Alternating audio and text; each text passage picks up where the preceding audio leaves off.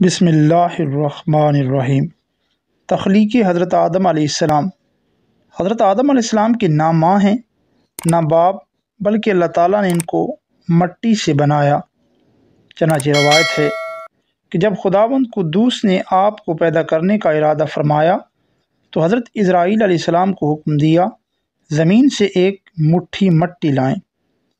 حکم خداوندی کے مطابق حضرت اسرائیل علیہ السلام نے آسمان سے اتر کر زمین سے ایک مٹھی مٹی اٹھائی تو پورے روئے زمین کی اوپری پرت چھلکے کی مانند اتر کر آپ کی مٹھی میں آ گئی، جس میں 60 رنگوں اور مختلف کیفیتوں والی مٹیاں تھیں۔ چنانچہ سفید و سیاہ، سرخ و زرد وغیرہ رنگوں والی اور نرم و سخت، شیریں و تلخ، نمکین و پھیکی وغیرہ والی مٹیاں شامل تھیں۔ پھر اس مٹی کو مختلف پانیوں سے گوندنے کا حکم فرما دیا۔ چنانچہ ایک مدت کے بعد یہ چپکنے والی بن گئی۔ پھر ایک مدت تک یہ گوندی گئی تو کیچڑ کی طرح بودار گارا بن گئی۔ پھر یہ خشک ہو کر کھنکھناتی اور بجتی ہوئی مٹی بن گئی۔ پھر اس مٹی سے حضرت آدم علیہ السلام کا پتلا بنا کر جنت کے دروازے پر رکھ دیا گیا، جس کو دیکھ دیکھ کر فرشتوں کی جماعت تعجب کرتی تھی، کیونکہ فرشتوں نے ایسی شکل و صورت کی کوئی مخلوق کبھی دیکھی ہی نہ تھی۔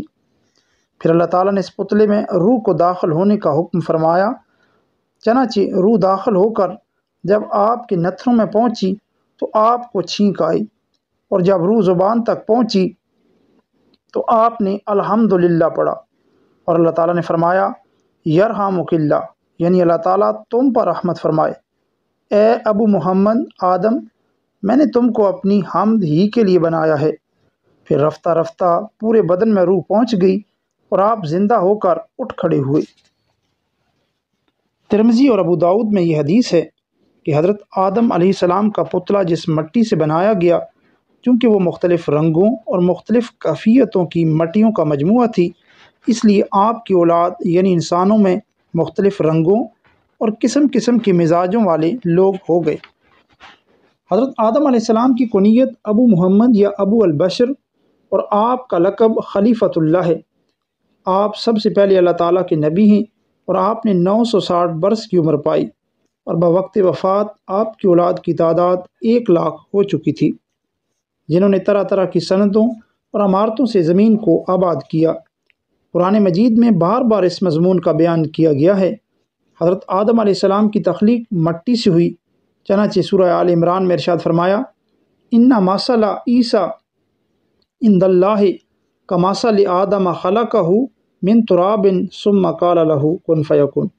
بے شک عیسیٰ علیہ السلام کا حال آدم علیہ السلام کی طرح ہے کہ انہیں مٹی سے بنایا، پھر فرما دیا کہ ہو جا، وہ فوراً ہو گیا۔